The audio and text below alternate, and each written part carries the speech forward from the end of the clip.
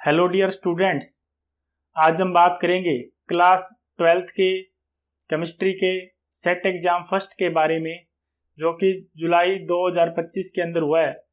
और इस एग्ज़ाम को हम आज सॉल्व करेंगे। तो इस एग्ज़ाम के अंदर किस तरह के क्वेश्चन आते हैं, तो इसमें क्या आते हैं, 1 से लेके जो 6 नंबर तक के क्वेश्चन होते हैं वो क्या है, इसमें 1 मार्क्स के हैं। उसके बाद क्वेश्चन नंबर 7 है, वो क्या है, इसमें 2 मार्क्स का है। उसके बाद क्वेश्चन नंबर 8 है, वो 3 मार्क्स का है। उसके बाद क्वेश्चन नंबर इसके अंदर 5 है, वो क्या है, 4 मार्क्स का है। और क्वेश्चन नंबर 10 है, वो 5 मार्क्स का है।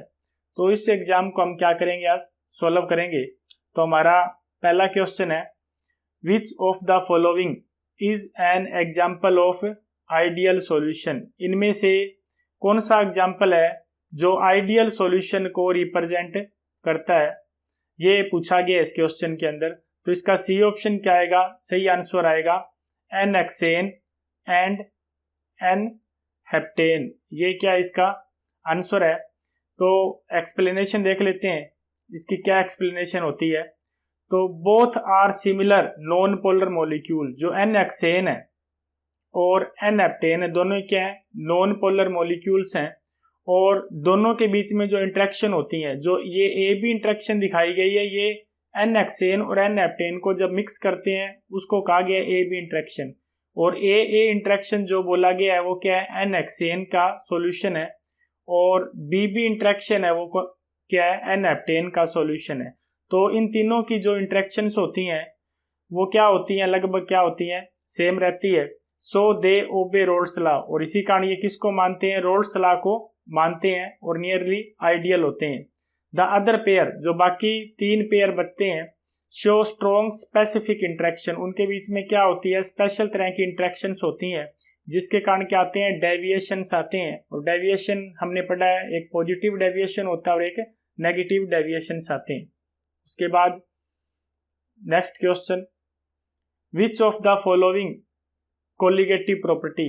इनमें से कौन सी जो कोलिगेटिव प्रॉपर्टी है, इज मोस्ट सुटेबल, जो सबसे ज्यादा सुटेबल है, determining the molar mass of biomolecule. यानी बायोमोलिक्यूल का जो मोलर मास डिटरमाइन करने के लिए सबसे जो परफेक्ट कोलिगेटिव प्रॉपर्टी कौन सी है, जैसे प्रोटीन का मोलर मास डिटरमाइन करना हो या पॉलीमर का मोलर मास डिटरमाइन करना हो, तो उसके लिए सबसे बढ़िया कोलिगेटिव प्रॉपर्टी कौन सी है, तो वो कौन सी है, ऑस्मोटिक प्रेशर। इसका डी ऑप्शन सही आंसर आएगा।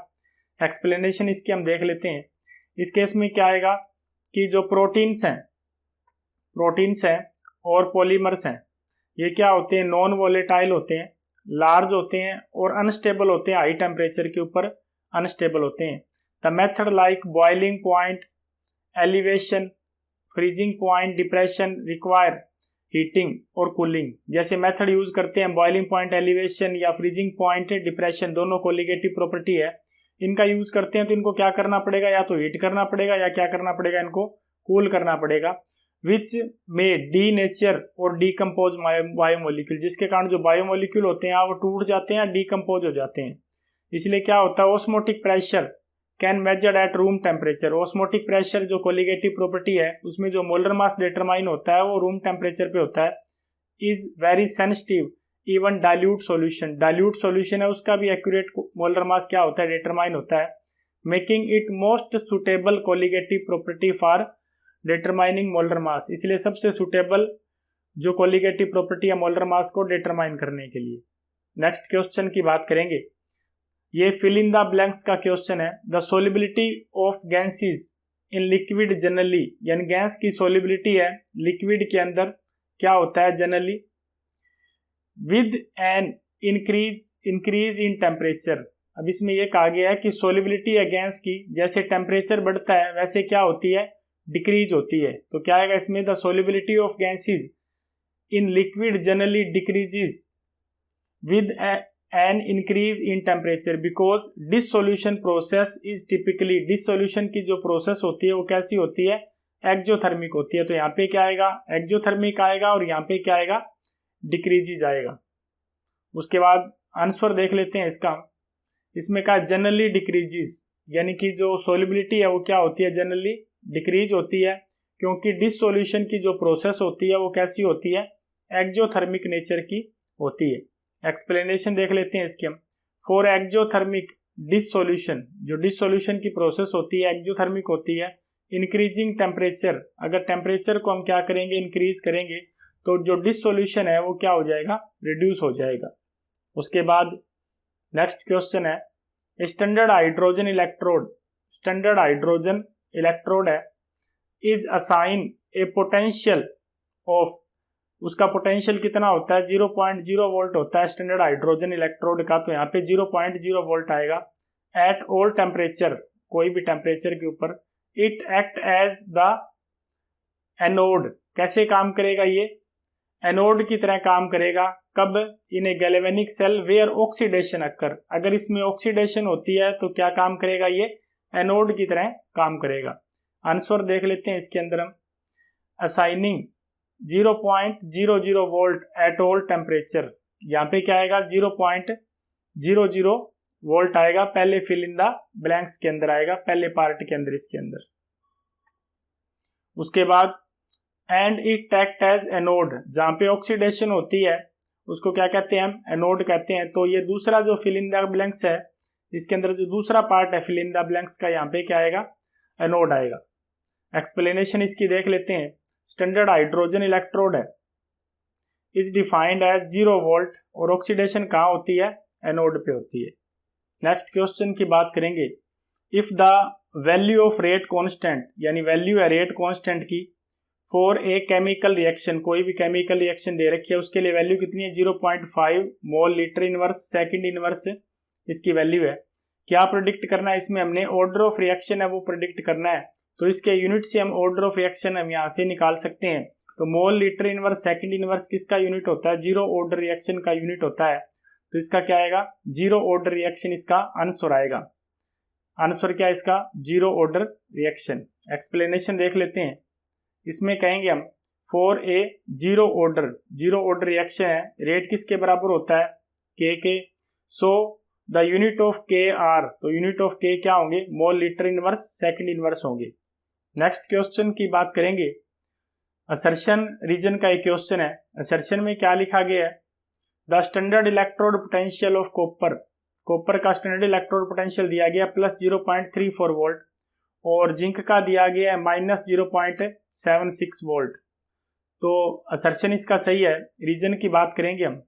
रीजन में कहेंगे copper ion are more easily reduce, copper ion क्या होता है, आसानी से क्या हो जाता है, रिड्यूस हो जाता है, क्योंकि उसकी वैल्यू क्या, इसी कारण हाइड्रोजन आयन के मुकाबले में इसी कारण उसकी वैल्यू क्या आती है, पॉजिटिव वैल्यू आती है। और जिंक आयन है, जिंक आयन क्या होता है, लेस इजीली रिड्यूस, आसानी से रिड्यूस नहीं होता देन हाइड्रोजन आयन के मुकाबले में, तो इसके लिए उसकी वैल्यू क्या आती है, नेगेटिव आती है। तो असर्शन और रीजन दोनों सही है। रीजन असर्शन को करेक्टली एक्सप्लेन भी करता है, तो इसका ए ऑप्शन क्या आएगा, सही आंसर आएगा। Both A and R true and R is the correct explanation of A. उसके बाद इसका एक्सप्लेनेशन देख लेते हैं हम। एक्सप्लेनेशन में क्या कहेंगे हम, कॉपर आयन की वैल्यू कितनी है 0.34 वोल्ट, वो क्या है 0 से ज़्यादा है, ग्रेटर देन 0 है, तो इसलिए क्या होता है, कॉपर आयन क्या होता है, रिड्यूस होता है इजीली किसके मुकाबले, हाइड्रोजन के मुकाबले में। और दूसरा जिंक की बात करते हैं, जिंक की वैल्यू क्या है माइनस 0.76 है, वो 0 से कम है, इसलिए क्या होता है, जिंक आयन है वो इजीली रिड्यूस नहीं होता है as compare to H+ ion. उसके बाद नेक्स्ट क्वेश्चन की बात करेंगे। एक्सप्लेन वाई, नेक्स्ट क्वेश्चन में क्या कहा गया है, explain why aquatic life, aquatic life यानी कि पानी में रहने वाले जीव होते हैं जो, उनकी बात कर रहे हैं। Aquatic life is more comfortable, वो मोर कंफर्टेबल किस में होती है, कोल्ड वाटर के अंदर ज़्यादा कंफर्टेबल रहते हैं aquatic life than in warm water, warm water के मुकाबले में। Referencing the relevant gaseous law, उसका रेलेवेंट गैसियस लॉ कौन सा लॉ इसको फॉलो करता है, वो लॉ लिखना है इसमें और इसकी एप्लीकेशन बतानी है, ये पूछा गया इस क्वेश्चन के अंदर। तो इसमें ये कह सकते हैं कि कोल्ड वाटर होता है उसके अंदर जो ऑक्सीजन गैस है वो ज़्यादा होती है as compare to warm water के अंदर, क्योंकि हेनरी लॉ ने ये एक्सप्लेन किया था कि जैसे जैसे क्या करेंगे हम टेम्परेचर को क्या करेंगे, इंक्रीज करेंगे, टेम्परेचर बढ़ेगा तो गैस की सोलिबिलिटी कम हो जाएगी, तो ऑक्सीजन गैस की मात्रा वार्म वाटर के अंदर कम होती है, कोल्ड वाटर के अंदर ज़्यादा होती है, इसलिए एक्वेटिक लाइफ है वो कोल्ड वाटर में ज़्यादा कंफर्टेबल होती है वार्म वाटर के मुकाबले में। ये इसके आंसर में लिखा गया है। आंसर पढ़ेंगे इसका, कोल्ड वाटर होल्ड मोर डिजोल्व ऑक्सीजन, कोल्ड वाटर में डिजोल्व ऑक्सीजन ज़्यादा होती है। बिकॉज क्यों होता है ऐसा, क्योंकि गैस की सोलिबिलिटी होती है वो डिक्रीज होती है विद टेम्परेचर, टेम्परेचर बढ़ाएंगे गैस की सोलिबिलिटी डिक्रीज हो जाती है, ये हेनरी ला ने बताया था। डिसोल्यूशन इज एक्जोथर्मिक, डिसोल्यूशन क्या होता है, गैस का एक्जोथर्मिक होता है। Higher dissolve oxygen in cold water, cold water के अंदर डिजोल्व ऑक्सीजन ज़्यादा होती है जो किसको सपोर्ट करती है, रेस्पिरेशन को, मेटाबॉलिज्म ऑफ एक्वेटिक ऑर्गेनिज्म को सपोर्ट करती है। So life is more comfortable in cold water, इसी कारण लाइफ कहाँ कंफर्टेबल होती है, कोल्ड वाटर में ज़्यादा कंफर्टेबल होती है as compare to warm water के मुकाबले में। नेक्स्ट क्वेश्चन की बात करेंगे हम। नेक्स्ट क्वेश्चन है न्यूमेरिकल का, इसमें देखेंगे हम the molar dilution conductivity eight infinite dilution, infinite dilution के ऊपर जो अलग अलग मोलर कंडक्टिविटी है वो दी गई है। फॉर सॉल्यूशन सोडियम एसीटेट, किसकी दे रखी है, सोडियम एसीटेट की दे रखी है, और किसकी दे रखी है, हाइड्रोक्लोरिक एसिड की यानी HCl की, और सोडियम क्लोराइड यानी NaCl की मोलर कंडक्टिविटी दे रखी है। इसके अंदर 91 किसकी दे रखी है, इसके अंदर सोडियम एसीटेट की, 425.9 किसकी दे रखी है, HCl की, 126.4 यानी सोडियम क्लोराइड की दे रखी है। अलग अलग की मोलर कंडक्टिविटी दे रखी है इनफाइनाइट डाइल्यूशन के ऊपर। कैलकुलेट क्या करना है हमें इसके अंदर, molar conductivity eight infinite dilution for acetic acid, acetic acid के लिए मोलर कंडक्टिविटी है वो हमें कैलकुलेट करनी है 298 केल्विन टेम्परेचर के ऊपर। तो आंसर इसका करेंगे हम, हमें क्या दिया गया है, हमें एसिटिक सोडियम एसीटेट की मोलर कंडक्टिविटी दे रखी है 91, HCl की कंडक्टिविटी दे रखी है 425.9, NaCl की दे रखी है 126.4 siemens centimetre square mole inverse. अब इसको सोल्व करेंगे, हमें किसकी निकालनी है, एसिटिक एसिड की निकालनी है। तो क्या करेंगे हम, मोलर कंडक्टिविटी HCl और सोडियम एसीटेट को ऐड कर देंगे, उसमें से किसको माइनस कर देंगे, NaCl की वैल्यू को माइनस कर देंगे। तो हमारे पास वैल्यू कितनी आएंगी, 390.5 siemens centimetre square mole inverse आ जाएगी। नेक्स्ट क्वेश्चन की बात करेंगे हम। नेक्स्ट क्वेश्चन हमारा है वो केस स्टडी का क्वेश्चन है, और केस स्टडी के क्वेश्चन होते हैं वो इंपॉर्टेंट क्वेश्चन होते हैं, और इसमें क्या डिटरमाइन करना है हमें, रिएक्शन का ऑर्डर है वो डिटरमाइन हमने करना है। तो इसमें क्या कहेंगे, in a chemical kinetics laboratory, chemical kinetics की लेबोरेटरी के अंदर ए स्टूडेंट वाज स्टडिंग, क्या स्टडी करते हैं, the decomposition of compound X, compound X है यानी रिएक्टेंट क्या है, कंपाउंड एक्स है, वो क्या होता है, किस में कन्वर्ट होता है, प्रोडक्ट के अंदर कन्वर्ट होता है। टू अंडरस्टैंड हाउ, क्या समझेंगे इसके अंदर, to understand how the rate of reaction depend, कि रेट ऑफ रिएक्शन डिपेंड करता है on the concentration of X, किसकी कंसंट्रेशन के ऊपर, एक्स की। सेवरल एक्सपेरिमेंट्स, कई एक्सपेरिमेंट किए जाते हैं, work conducted at constant temperature, constant temperature पे कुछ एक्सपेरिमेंट किए जाते हैं, किसके बीच में, इनिशियल कंसंट्रेशन ऑफ एक्स, एक साइड इनिशियल कंसंट्रेशन लेते हैं और दूसरी साइड यानी कि इनिशियल रेट लेते हैं ऑफ रिएक्शन, और उनको क्या करते हैं, रिकॉर्ड करते हैं। 3 अलग अलग एक्सपेरिमेंट, एक्सपेरिमेंट फर्स्ट, सेकंड और थर्ड। अब पहले क्या करते हैं, इसके अंदर देखते हैं इनिशियल कंसंट्रेशन के अंदर कि कंसंट्रेशन क्या हो रही है, रिएक्टेंट की डबल हो रही है, 0.10 m से लेके 0.20 m, यानी अगर कंसंट्रेशन को डबल करते हैं तो रेट पे क्या इफेक्ट पड़ता है, तो रेट क्या हो जाता है, 4 टाइम्स हो जाता है, इसका 4 गुना बढ़ जाता है। ऐसे ही एक्सपेरिमेंट सेकंड और थर्ड के अंदर अगर कंसंट्रेशन को हम डबल करते हैं, डबल हो रही है कंसंट्रेशन, तो रेट भी क्या होता है, 4 टाइम्स इंक्रीज हो जाता है, यानी कंसंट्रेशन डबल करने से रेट क्या होता है, 4 टाइम्स इंक्रीज हो जाता है। ये बात इसमें रिलेशन हमें एक्सपेरिमेंट से ये बात पता चली है। इसके बेस पे क्या करते हैं, कुछ इसके क्वेश्चन है वो हम डिस्कस करेंगे। तो हमारा क्वेश्चन है, पहला क्वेश्चन है, फर्स्ट क्वेश्चन क्या है इसके अंदर, what is the rate law, rate law बताना हमें for the decomposition of compound X, compound x की डिकम्पोजिशन के लिए रेट लॉ बताना है। तो इसका आंसर क्या आएगा, इसके अंदर पढ़ेंगे हम रेट लॉ फॉर्म, किस फॉर्म में होगा, रेट किसके बराबर होगा, के x की पावर क्या आ जाएगी, n आ जाएगी। तो ये क्या रेट ला हमने रिप्रेजेंट कर दिया। उसके बाद कंपाउंड x के लिए। उसके बाद सेकंड क्वेश्चन की बात करेंगे। बाय कंपेयरिंग एक्सपेरिमेंट 1 एंड 2, पहला और दूसरा एक्सपेरिमेंट अगर हम कंपेयर करते हैं, what is the effect on the rate, rate पे क्या इफेक्ट पड़ेगा। When the initial concentration of x is double, अगर कंसंट्रेशन को डबल कर दें तो रेट पे क्या इफेक्ट पड़ता है इसके अंदर। तो ये अब हम अभी देखेंगे इसके अंदर हम कि अगर इनिशियल कंसंट्रेशन को डबल यहाँ ही किया था हमने, इसके अंदर एक्सपेरिमेंट फर्स्ट और सेकंड के अंदर देखेंगे हम कि इनिशियल कंसंट्रेशन को हमने क्या किया था, यहाँ पे डबल किया था, तो रेट पे क्या इफेक्ट पड़ा था, रेट कितना टाइम्स हो गया था, 4 टाइम्स यहाँ पे रेट हो जाता है, ये बात कही है इसके अंदर। तो क्वेश्चन में देखेंगे हम, यही लिखा है इसके आंसर के अंदर।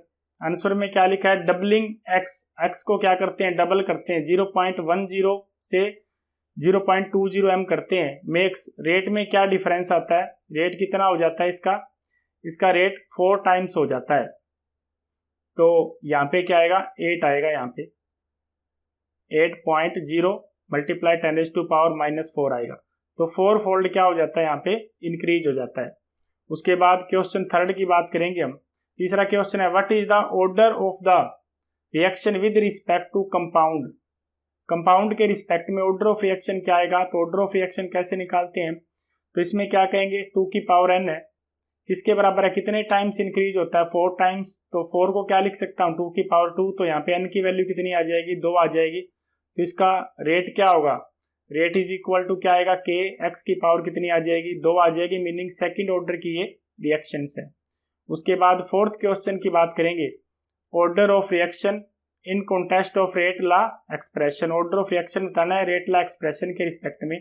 तो इसमें ऑर्डर ऑफ रिएक्शन क्या आएगा इसके अंदर, तो सम डेफिनेशन क्या होती है इसकी, sum of powers of concentration term on the rate law, rate law के ऊपर जो पावर्स दी होती हैं उनको क्या कर दें हम, जोड़ दें, तो हमें क्या मिलता है, ऑर्डर ऑफ रिएक्शन मिलता है। तो इस रिएक्शन का ऑर्डर क्या है, सेकंड ऑर्डर की रिएक्शन है। नेक्स्ट क्वेश्चन की बात करेंगे।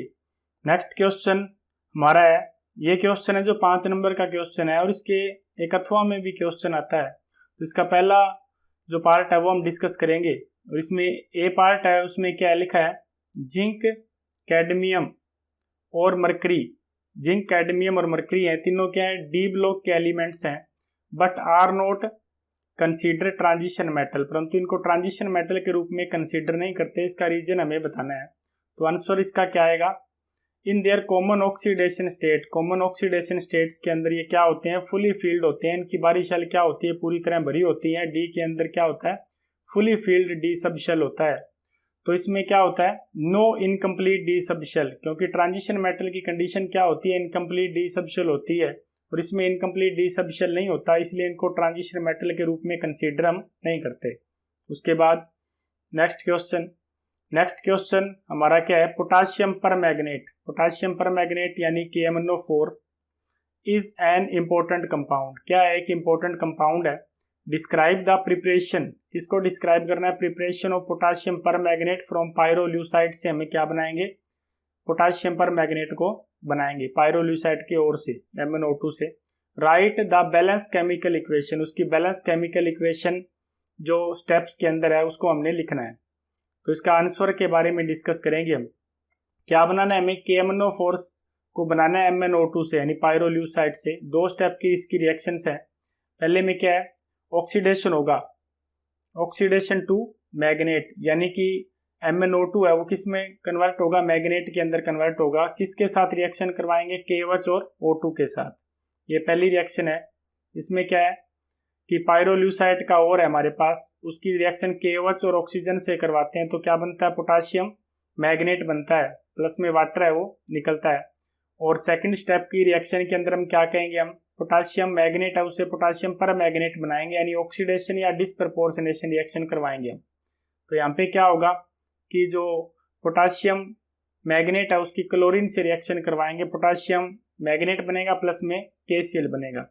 इसकी जगह पे अल्टरनेटिवली एक मेथड और भी यूज कर सकते हैं, इलेक्ट्रोलाइटिक ऑक्सीडेशन की मेथड है, उसके द्वारा भी इसको क्या कर सकते हैं, पोटाशियम मैग्नेट से पोटाशियम परमैंगनेट है उसको हम बना सकते हैं। उसके बाद नेक्स्ट क्वेश्चन, इसमें ये कहेंगे हम सी पार्ट है इसका, despite having a positive E note M2+M value copper can not be Lybrate hydrogen from acid. इसमें ये कहा गया कि कॉपर की जो वैल्यू होती है वो क्या होती है, पॉजिटिव वैल्यू होती है, फिर भी वो क्या है कि एसिड से क्या करता है, H+ आयन है उसको नहीं निकाल सकता। तो इसमें आंसर में ये पढ़ेंगे हम क्या, अगर हमें हाइड्रोजन को रिमूव करना है किससे, यानी कॉपर क्या करे, हाइड्रोजन को अलग करे एसिड से, तो उस केस के अंदर ये रिएक्शन होगी, क्या रिएक्शन होगी कि कॉपर की रिएक्शन को एसिड से करवाते हैं तो कॉपर आयन में कन्वर्ट होता है, प्लस में हाइड्रोजन गैस निकलती है। तो इस रिएक्शन के लिए हम क्या करते हैं, ई नोट सेल देखते हैं, ई नोट H+H2 माइनस ई नोट यानी कैथोड माइनस एनोड, ई नोट Cu2+Cu। तो यहाँ पे क्या होती है, हाइड्रोजन के लिए वैल्यू कितनी आती है, 0 आती है, और कॉपर के लिए वैल्यू कितनी आती है, 0.34 होती है। तो एक्चुअली में वैल्यू क्या आती है, नेगेटिव आती है, और नेगेटिव का मीनिंग ये रिएक्शन क्या होगी, नॉन स्पॉन्टेनियस। इसी कारण क्या होता है कि कॉपर है वो एसिड से हाइड्रोजन को क्या करता है, लाइब्रेट नहीं कर पाता। Hence no H2 with non oxidising acid, non oxidising acid के साथ हाइड्रोजन रिमूव नहीं होती। इसका नेक्स्ट क्वेश्चन यानी डी पार्ट है, why do lanthanoids show very similar chemical property, कि लैंथेनॉइड है वो सिमिलर केमिकल प्रॉपर्टी को शो करते हैं compare to ordinary transition element, जो बाकी ट्रांजिशन एलिमेंट है उनके मुकाबले में, कि ज़्यादा सिमिलरिटी होती है उसकी केमिकल प्रॉपर्टी के अंदर। ऐसा क्यों होता है वो पढ़ेंगे हम। आंसर देखेंगे इसका, इलेक्ट्रॉन्स ऐड, जो लैंथेनॉइड होते हैं उसमें इलेक्ट्रॉन कहाँ पे ऐड होते हैं, उसमें 4f ऑर्बिटल के अंदर ऐड होते हैं जिसकी पुअर शील्डिंग होती है, प्रीडोमिनेंट +3 ऑक्सीडेशन स्टेट को शो करते हैं, कॉमन ऑक्सीडेशन स्टेट होती है, एंड लैंथेनॉइड कॉन्ट्रैक्शन, और क्या होता है साथ में लैंथेनॉइड कॉन्ट्रैक्शन, और लैंथेनॉइड कॉन्ट्रैक्शन के कारण जो इसका आयनिक रेडियाई होता है वो क्या होता है, सेम होता है, जिसके कारण इनकी जो सिमिलर होती है केमिकल प्रॉपर्टी होती है वो सेम रहती है। उसके बाद नेक्स्ट क्वेश्चन की बात करेंगे हम, ये जो इसके अथवा में क्वेश्चन है उसकी बात कर रहे हैं, तो इसमें क्या करेंगे, इसका ये पार्ट हम डिस्कस करेंगे। वाई डू ट्रांजिशन मेटल, कि transition metal exhibit a wide variety of oxidation state, यानी अलग अलग तरह की ऑक्सीडेशन स्टेट को शो करते हैं, ऐसा क्यों होता है, आंसर में देखेंगे। एनर्जी होती है NS जो ऑर्बिटल है और N-1 d ऑर्बिटल्स हैं, उनकी एनर्जी क्या होती है, कंपेरेबल होती है, ज़्यादा डिफरेंस नहीं होता। सो बोथ कैन पार्टिसिपेट, इसी कारण दोनों क्या करते हैं, बॉन्डिंग में या आयोनाइजेशन में पार्टिसिपेट करते हैं, जिसके कारण मल्टीपल ऑक्सीडेशन स्टेट को ये शो करते हैं। उसके बाद नेक्स्ट क्वेश्चन की बात करेंगे, transition metal and their compound often act as good catalyst, transition metal और उनके कंपाउंड होते हैं कैसे काम करते हैं, गुड कैटलिस्ट के रूप में वर्क करते हैं। Provide reason for this property, इस प्रॉपर्टी के लिए रीजन लिखना है हमें, तो आंसर क्या आएगा इसका, transition metal and their compound act as good catalyst, transition metal और उसके कंपाउंड होते हैं वो गुड कैटलिस्ट के रूप में काम करते हैं। कैसे करते हैं, because they can easy change their oxidation state, ये अपनी ऑक्सीडेशन स्टेट को इजीली चेंज कर सकते हैं, and provide a surface for reactant to absorb, और सरफेस प्रोवाइड करवाते हैं रिएक्टेंट को ऑब्जॉर्ब करने के लिए। This lower the activation energy, जिसके कारण एक्टिवेशन एनर्जी लो हो जाती है और रिएक्शन की स्पीड होती है वो क्या होती है, इंक्रीज हो जाती है। उसके बाद नेक्स्ट क्वेश्चन की बात करेंगे हम। नेक्स्ट क्वेश्चन हमारा है, transition metal form a variety of oxide, अलग अलग तरह के ऑक्साइड बनाते हैं। Discuss their general trend in acidic nature, acidic nature है 3D सीरीज के अंदर मेटल के ऑक्साइड है, उनका जनरल नेचर कैसा होगा। As the oxidation number of metal increase, जैसे जैसे ऑक्सीडेशन नंबर बढ़ेगा 3D सीरीज के मेटल के ऑक्साइड का, वैसे वैसे उसकी ऑक्साइड की प्रॉपर्टी पे क्या प्रभाव पड़ेगा, यानी बेसिक होगी, एसिडिक होगी, अम्फोटेरिक होगी। Give an example of mix oxide, और साथ में क्या बताना है, इसके अंदर मैग्नीज का एक ऑक्साइड बताना है जो क्या है, मिक्स्ड ऑक्साइड है, ये पूछा गया इस क्वेश्चन के अंदर। आंसर देखेंगे हम। इन द 3D सीरीज के अंदर ऑक्सीडेशन नंबर क्या होता है, मेटल का इंक्रीज होता है, बढ़ता चला जाता है। तो नेचर ऑफ द ऑक्साइड क्या होते हैं, पहले बेसिक होते हैं, कम ऑक्सीडेशन स्टेट होता है, और ज़्यादा बढ़ेगा अम्फोटेरिक, और ज़्यादा बढ़ेगा तो एसिडिक हो जाएंगे। लो ऑक्सीडेशन स्टेट के अंदर क्या होता है, जैसे स्कैंडियम का ऑक्साइड, टाइटेनियम का ऑक्साइड, ये बेसिक ऑक्साइड है। इंटरमीडिएट ऑक्सीडेशन स्टेट होता है, जैसे क्रोमियम का ऑक्साइड Cr2O3, Mn3O4, Fe3O4, ये एम्फोटेरिक ऑक्साइड है। हाई ऑक्सीडेशन स्टेट वाले कौन से हैं, Mn2O7, Cr3, ये एसिडिक ऑक्साइड है, इन पे हाई ऑक्सीडेशन स्टेट है। एग्जाम्पल है मिक्स्ड ऑक्साइड का, मैग्नीज का Mn3O4। मिक्स्ड ऑक्साइड का मीनिंग क्या है यहाँ पे, कि जो मैग्नीज का यहाँ पे एलिमेंट है वो अलग अलग ऑक्सीडेशन स्टेट के अंदर यहाँ पे प्रेजेंट होता है। जैसे दो ऑक्सीडेशन स्टेट यहाँ पे दिखा रखी है, इज मिक्स्ड ऑक्साइड, इसमें किस अवस्था के अंदर होगा, मैग्नीज Mn2+ और Mn3+ स्टेट के अंदर प्रेजेंट होगा। उसके बाद नेक्स्ट क्वेश्चन डी पार्ट इसका डिस्कस करेंगे। Explain one significant consequences of lanthanoid contraction. एक सिग्निफिकेंस यानी वन सिग्निफिकेंस कंसिक्वेंसेज बताना लेंथेनॉइड कॉन्ट्रैक्शन का of the chemistry of 5D series transition metal. 5D series transition metal के लिए इसका एक कंसिक्वेंसेज हमें बताना लेंथेनॉइड कॉन्ट्रैक्शन का।